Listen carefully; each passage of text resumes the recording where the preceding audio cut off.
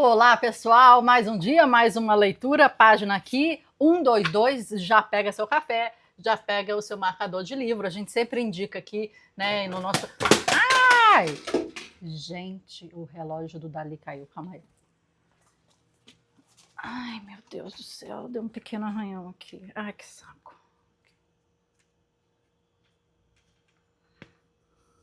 Calma aí. Eu acho que eu tô com a cadeira muito próxima. Poxa vida, primeira vez que cai. Depois eu vejo direitinho. Continuando, eu sempre indico o marcador da Stabilo, mas não precisa ser ele, mas sempre dessa cor, cinza, cinza claro. Acho bem adulto, profissional. Não fica aquele amarelão borradão, gema de ovo depois dos anos, né?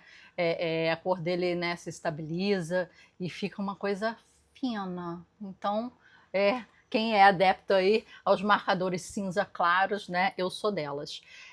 Profissional suporta a adversidade.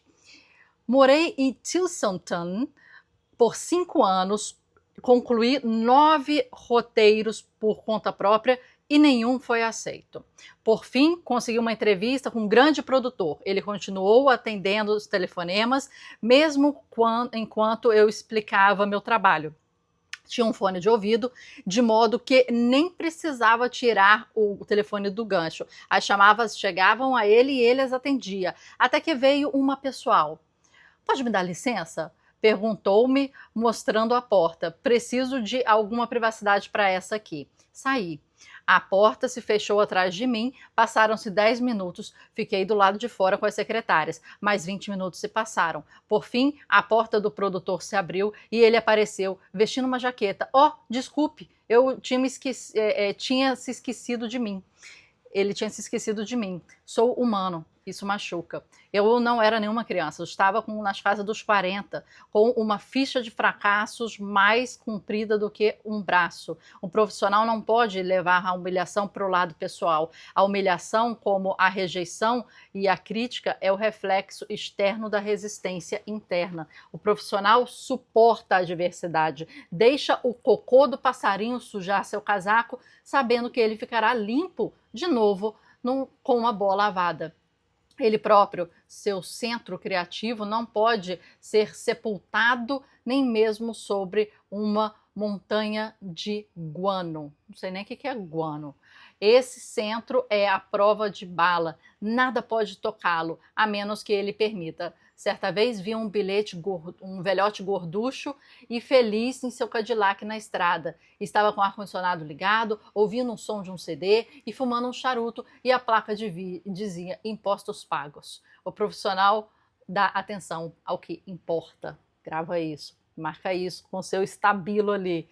Sabe que é melhor estar na arena, perseguido pelo touro, que na arquibancada ou no estacionamento.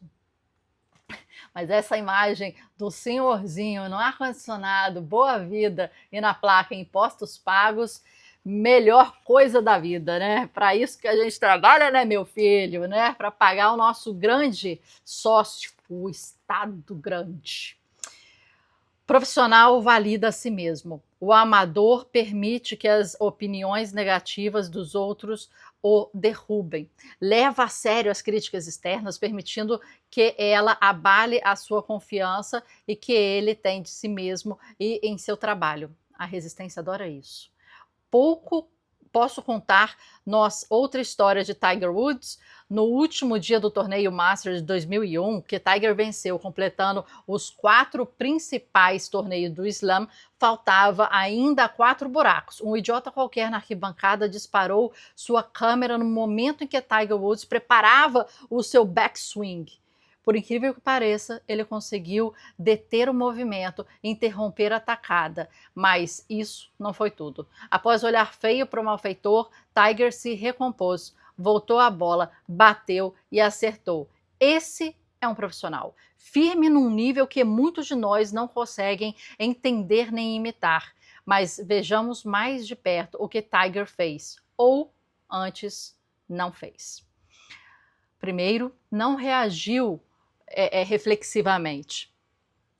Não permitiu que um ato capaz de provocar uma resposta automática de raiva produzisse de fato essa raiva. Controlou sua reação, dominou a sua emoção.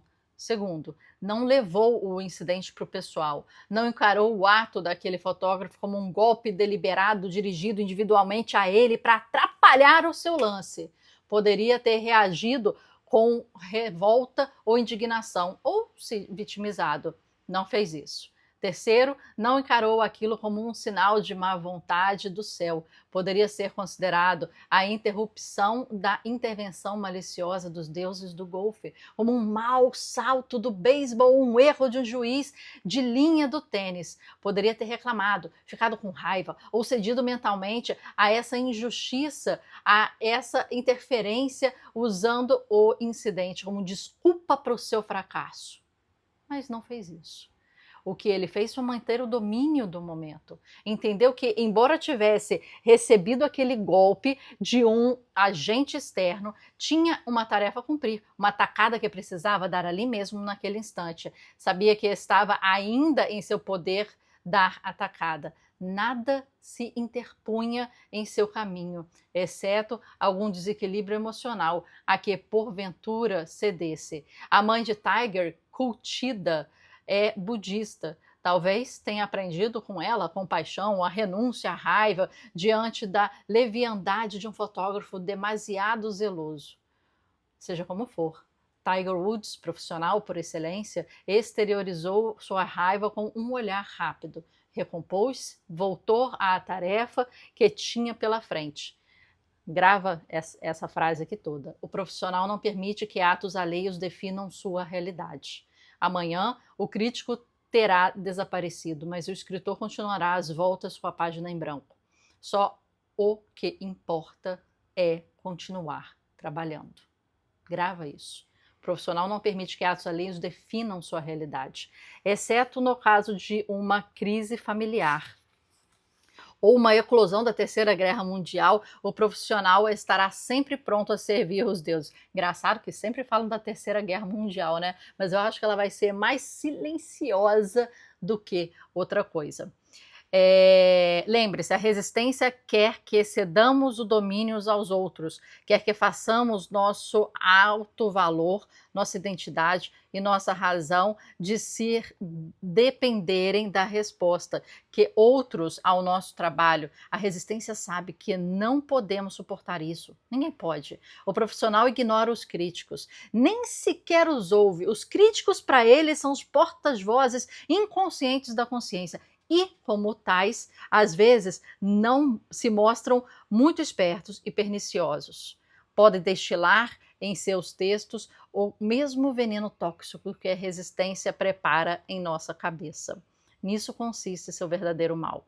Não é que acreditemos neles, acreditamos na resistência em nossa mente, para a qual trabalham como porta-vozes voluntários. O profissional aprende a reconhecer a crítica invejosa, a domá-la pelo que vale, a tomá-la pelo que vale, um extremo elogio. O crítico odeia o que ele próprio faria se tivesse capacidade. O crítico odeia o que ele próprio faria se ele tivesse capacidade. Olha, marca esses aí. O profissional não permite que atos alheios definam sua realidade. Foi isso que a gente falou no capítulo anterior, lembra? Que nem elogios e nem deselogios, como é que são? Críticas negativas, né? Podem alterar o seu ritmo cardíaco, pode fazer qualquer impacto em você. Nem inflar seu ego, nem destruir seu ego. Você tem que continuar assim, ó. E nada de entendeu? Nesse gráfico. E aqui fala, o crítico odeia o que ele próprio faria se tivesse a capacidade. Né? Às vezes eu fico me perguntando, o crítico tem a capacidade de fazer? Não. Ele se propõe a fazer? Não. Ele não está aí para isso. Ele está aí para criticar com base em experiências acadêmicas e teóricas. Se você for pensar, Um bom crítico, de fato, na minha opinião, e é a minha opinião, você pode discordar o que você quiser, e você está aqui para isso, para discordar também de mim, e muito, por favor. É aquilo que a gente fala do livro do Nassim Taleb, Skin in the Game, né? É colocar a pele em risco. Quando você consegue ter a bagagem, quando você consegue ter pelo menos a experiência, não precisa nem ser tão sucedido ou bem sucedido nesse âmbito, não. Mas se você consegue fazer isso, sabe? Você caminhou os passos, você viveu a vida, você soube na sua pele, nas emoções, nos sentimentos, na lógica, né, nos desafios, nas delícias e tristeza de ser um escritor, o ofício do escritor. E aí você pode se embasar de técnicas, de conteúdos, de academicismo e aí criticar com muito mais peso, com muito mais bagagem, porque você já percorreu o caminho e sabe como é que é estar nele. Agora, crítico por crítico, somente com uma base acadêmica, teórica, somente, e nunca se deu assim, a oportunidade de segurar um pincel, escrever qualquer coisa, nem que não publique, mas escrever qualquer coisa.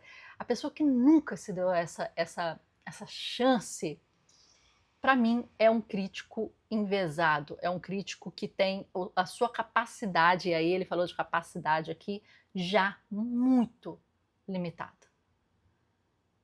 Eu lancei 4 livros, esse é um deles. Eu sei o que é escrever, eu sei o que é ter dificuldade de achar a palavra, eu sei o que é depois, porque eu fiz o processo inteiro, diagramar, registrar, ir na Biblioteca Nacional, pegar o código de barras, negociar com gráfica, ver com a editora, ver com o Amazon KDP, né, analisar toda a estrutura. Os meus livros não são de ficção, eles são técnicos ou teóricos, né? Mas como é que eu vou ensinar melhor? Qual o recurso gráfico eu posso utilizar para isso? Eu passei por todos esses perrengues e por todas essas dúvidas e desafios. E eu fiz escolhas, né? Eu fiz escolhas. E eu sei como é que é isso. Então, se eu tiver que criticar o que dar opinião sobre um livro, eu tenho base para isso. Eu vivi aquilo, eu sei quais são as opções. Eu sei quais são os impasses, os limites, as dúvidas, os bloqueios. Sabe, eu sou júri do corpo de comissão de jurados do Salão de Belas Artes do Clube Naval do Rio de Janeiro, a convite de um comandante da Marinha.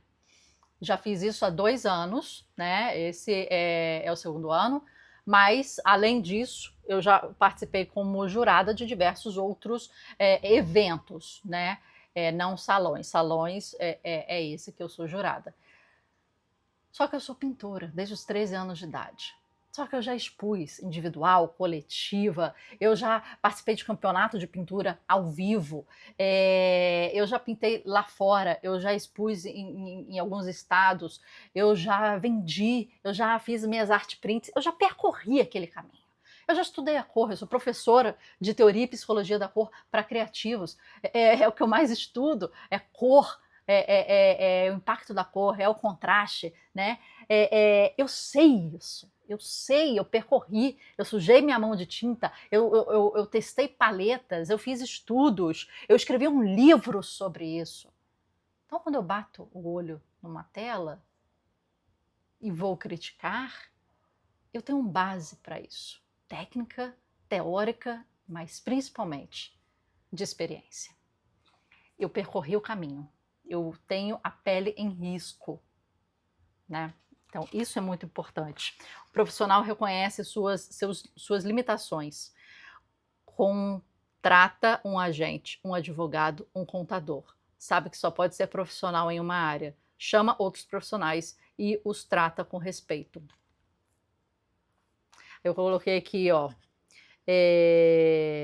delegar para focar. Foi a minha anotação. Delegar para focar. E eu acho que esse é um grande aprendizado que a gente tem que ter. Por quê? Às vezes a gente quer fazer a gente mesmo, igual eu lançando os livros. Eu quis fazer e fiz tudo, mas eu achei importante naquele momento, porque falei, eu quero dominar o processo. Eu quero entender todas as dificuldades, todos os desafios, para depois, em algum momento, quando eu quiser, né, eu vou contratar alguém para fazer para mim.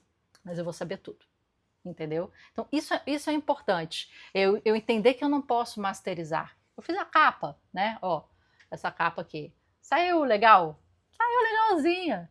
Poderia ter sido melhor? Poderia. Mas foi o meu melhor naquela hora, porque fui eu fazendo capa e eu não sou ilustradora, né? Eu não trabalho com capa, com design, né? Mas consegui fazer aqui legal, estilizar aqui, né? A tipografia essa que eu adoro, todos os meus livros têm ela. Fiz aqui uma ilustração com inteligência artificial, sim, mas um prompt super legal. Mudei as cores e aquela coisa toda. Mas eu sei que, de repente, um designer faria de uma forma muito diferente, muito, muito melhor. A gente faz o que a gente pode. Agora, delegar para focar é importante, porque eu perdi tempo disso, de diagramação, né, dos extras, né? E eu sempre falo assim, né, quando eu tiver... eu já tenho uma empresa formalizada, mas quando eu tiver uma... Como é que eu falo? Quando eu tiver condições ou funcionários, hoje eu tenho uma OPB, né? One Person Business, uma empresa de uma pessoa só, é uma OPB. Então eu aprendo a fazer tudo, eu faço tudo e aqui a gente vai se virando nos 30.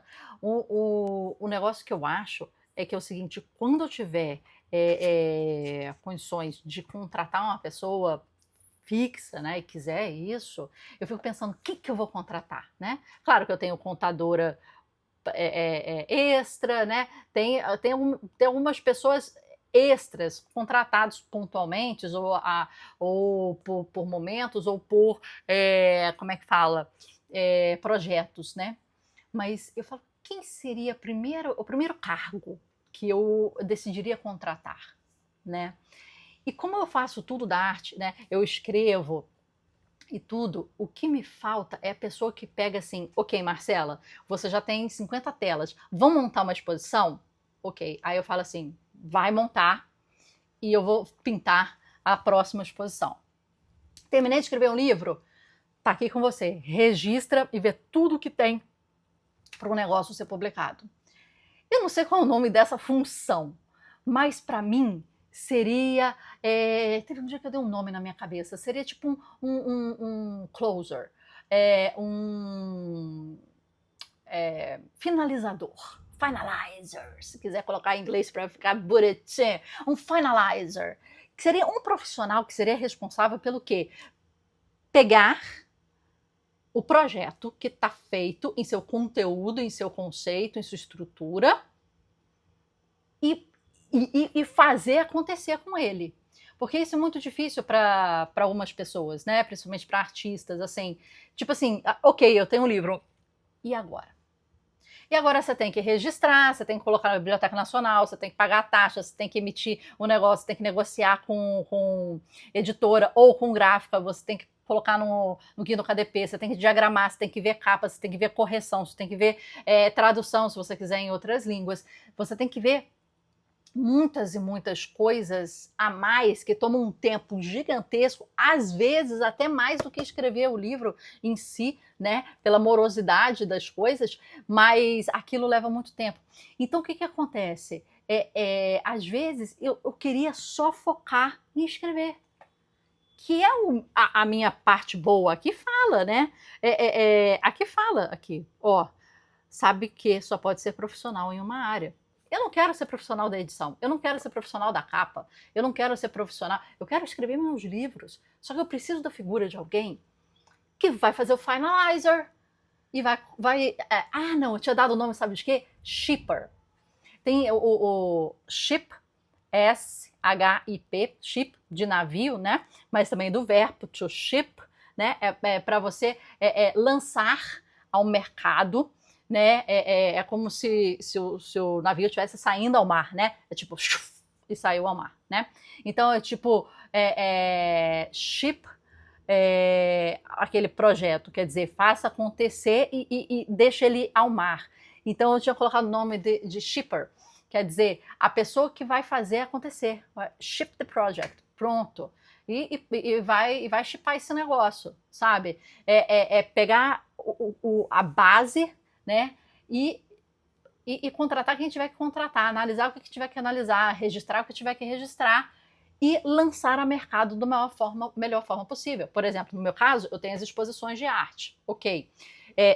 Eu tenho os livros, ok, né? Já são duas coisas que tem sempre algum movimento. Então essa pessoa vai estar tipo assim, é o que faz o movimento de dentro da empresa para fora da empresa, empacota, né?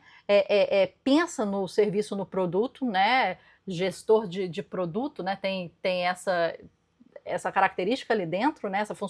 Essa função ali dentro, e coloca mercado, né? Mas também tem um pouco de marketing, porque eu fiz tudo para isso. Uma pessoa consegue fazer tudo para isso. Mas se ele estiver só focado em chip, vai ser mais rápido. Então, assim, eu tenho muita dificuldade de delegar. Tenho sim. Acho que se eu fizesse, sairia melhor. E muitas vezes eu estou com muita razão nisso. Não é por nada, não. E a gente tende a acreditar nisso, né? Mas muitas vezes eu estou com muita razão nisso, que se eu fizesse, faria melhor. Só que eu não consigo ter celeridade. Eu não consigo ter rapidez. Eu não consigo fazer esse chip, né, em fluxo, né? Não consigo. Apesar, vamos supor, ano passado eu lancei 2 livros, 2 best-sellers, inclusive esse aqui pela Amazon. Esse ano, já 2025, eu já lancei o terceiro livro, meu quarto livro, o terceiro livro dessa leva de Amazon, terceiro best-seller, lancei no primeiro semestre, no final de março. E já best-seller, né? É um livro completamente diferente, fala sobre pecados capitais na era da inteligência artificial. E a gente criou um agente de AI do livro em si, então bem interessante. Mas o negócio é o seguinte, eu preciso dessa pessoa. E eu fico impressionada como é que esse cargo ou esse nome nunca ouvi, não existe. Ou estou errada, né? Não sei, se eu estiver errada, me fala aqui. Mas é um cara que concentra nele todas as ações, funcionalidades e responsabilidades de chip. Igual eu faço aqui. Mas eu produzo o conteúdo, produzo tudo e depois eu faço tudo. Entendeu? Mas é isso. Delegar para focar. O que você achou? Até amanhã.